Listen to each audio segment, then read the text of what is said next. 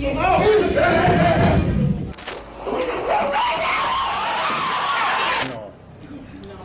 Would you give me 1 minute?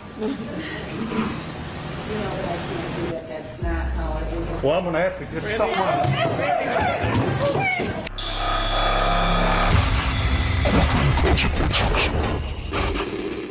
This is 19-year-old Lindy Jones, who's facing charges for murder in South Carolina. In August 2019, Lindy murdered 18-year-old Willie Antoine Fields. Following investigations, Lindy Jones and his younger brother, Jalen Jones, were arrested. Now in court, the mother of the victim, Angela Fields, has some words for Lindy. I just want to let you know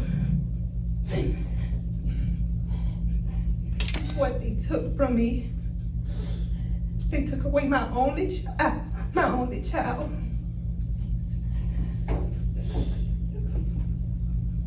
It's been so hard. Her husband, Willie Clay Fields, was consoling, but suddenly he couldn't bear the pain anymore. It's been so hard.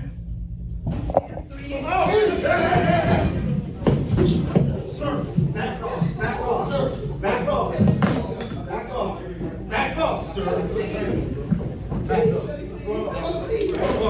The officers eventually managed to separate him from Lindy.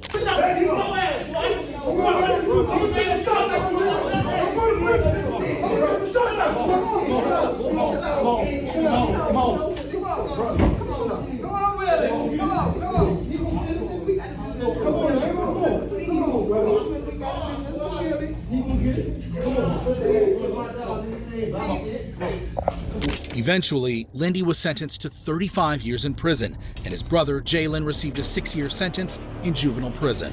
But this wasn't the only time families snapped in court. Like in the case of Diamond Alvarez, Diamond's mother was in court for the trial of 19-year-old Frank DeLeon Jr., who fatally shot their 16-year-old daughter 22 times. On January 11th, 2023, Diamond was walking her dog when Frank fatally shot her. Police investigations revealed that the two had been in a relationship and were on the verge of a breakup. Frank was promptly arrested.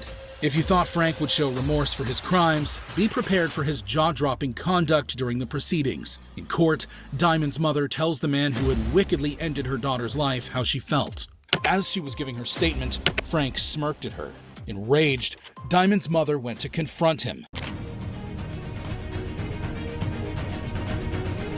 But before she could make it to the smirking murderer, the situation escalated. Diamond's uncle jumped in from the gallery and attacked Frank. Frank's mother rushed to his defense by attacking Diamond's mother, prompting Diamond's aunt to go after her.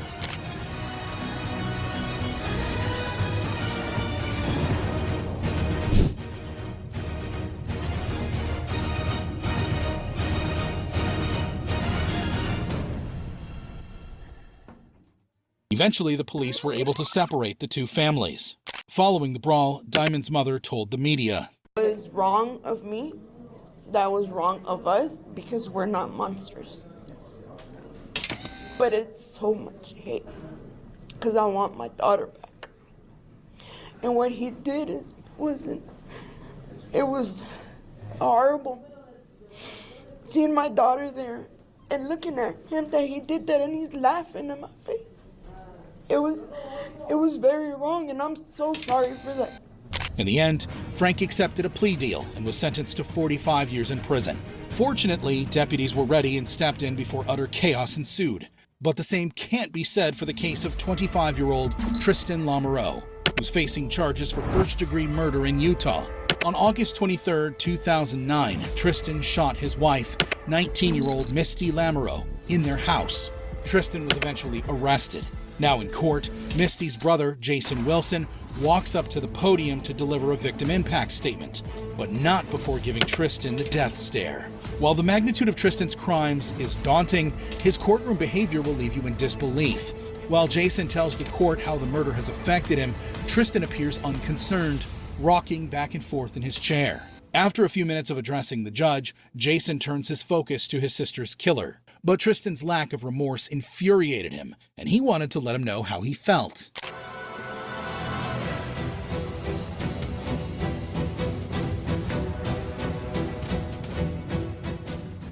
However, the deputies were at hand to counter any real damage. Following the chaos, the officers restored everything to order.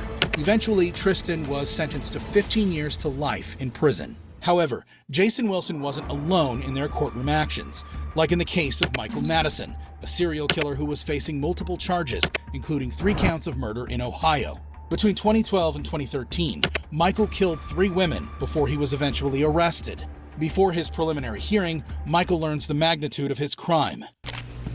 Mr. Madison, I'm going to read to you the nature of the charges against you and summarize each one for you, as well as giving you the potential penalties. I know you've had a chance to speak with counsel. Is that correct, sir? Yes. All right. In the first charge, you're charged with aggravated murder in violation of Ohio Revised Code 2903.01. It states that on or about the 22nd day of July, you did purposely cause the death of an unidentified female while committing another felony. The offense was committed 1 week to 9 months prior to the finding of the body. That is a Jane Doe murder. The second murder is the same date, on or about the 22nd day of July. Michael Madison did purposely cause the death of an Angela Deskins while committing another felony. The offense was committed 3 weeks or a few weeks prior to the finding of the body. And then there's a third murder charge. On or about the 22nd day of July, Michael Madison did purposely cause the death of an unidentified female while committing another felony. The offense was committed 1 week to 1 month prior to the finding of the body. All of those are felonies of the first degree because they are aggravated murder. They are punishable by a possible death or life in prison and a $100,000 fine. Do you understand that? Yes. Now in court, Van Terry, the father of one of the victims, addresses the judge. How you doing, Your Honor? My name is Van Terry. Right now, I guess we're supposed to, in our hearts, forgive this clown. Van Terry now turns to speak directly to Michael. Taking my child.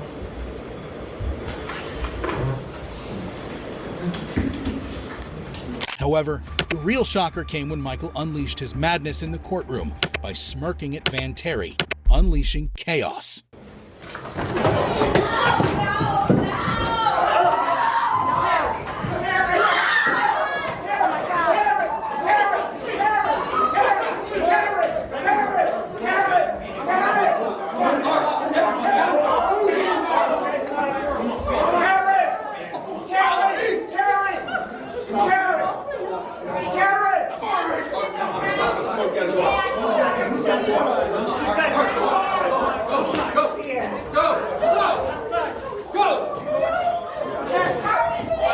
Eventually, the police were able to restore order and the proceeding continued.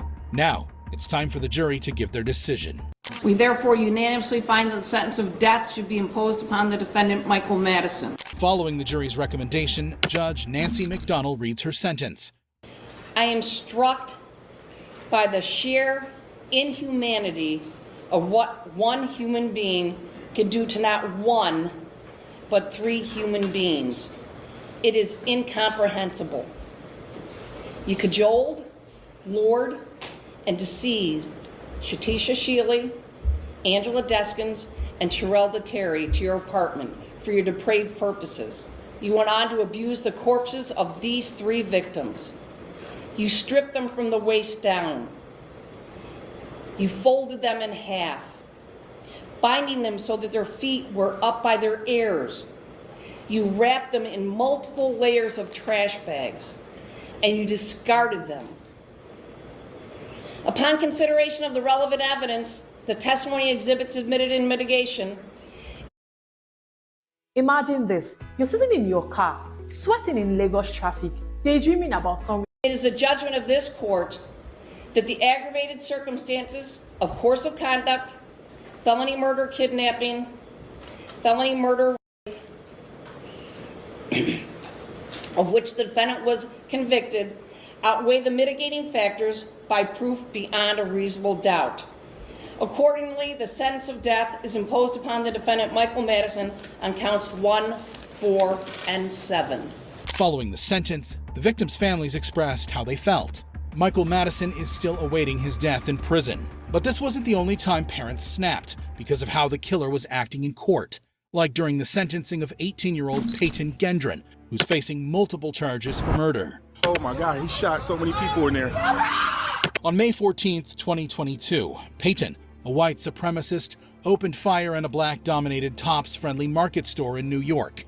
Sadly, 10 black individuals lost their lives and 3 others were hurt before he was finally arrested. Now in court, family members of the victims let him know how they feel about him.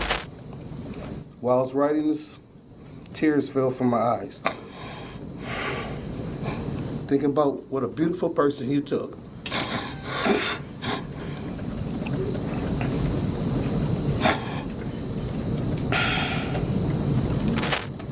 My daughter, Robbie Drury, was a young woman.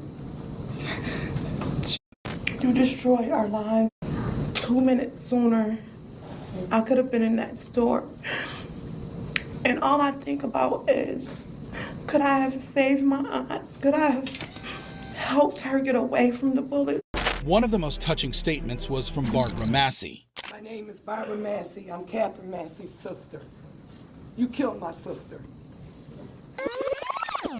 Cat was an aunt. She was a great aunt. She was a cousin. She was a friend. Cat said she was a committee of one. There's nothing Cat wouldn't do for people. I want personally to choke you and leave my fingerprints on your neck because it was unnecessary. You leave 200 miles to come to Buffalo. You don't even know any black people. I want to choke. You better think those places. You better say, "Cop, thank y'all for protecting me because I will hurt you so bad. You have made me sick. You got my family crying. I miss my sister every day.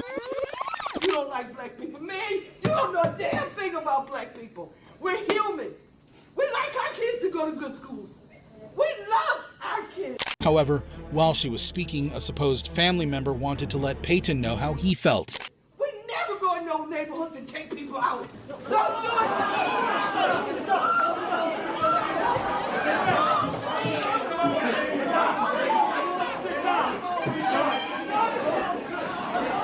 Luckily, the police were able to calm the situation.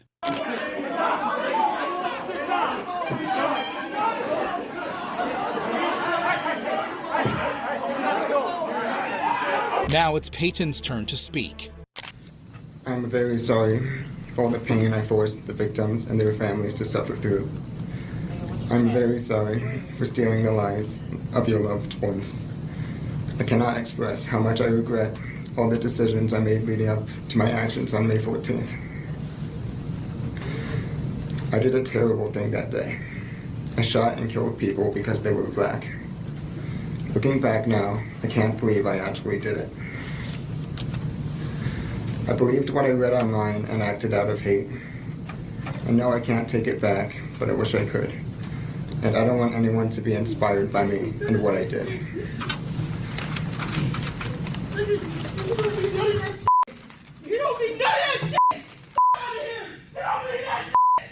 Eventually, the judge reads her sentence. The damage you have caused is too great, and the people you have hurt are too valuable to this community. You will never see the light of day as a free man ever again. It is the judgment of this court for your conviction under the first count of the indictment, a domestic act of terrorism motivated by hate in the first degree, an A1 felony, that you be sentenced to life imprisonment without parole. Payton was sentenced to life imprisonment without the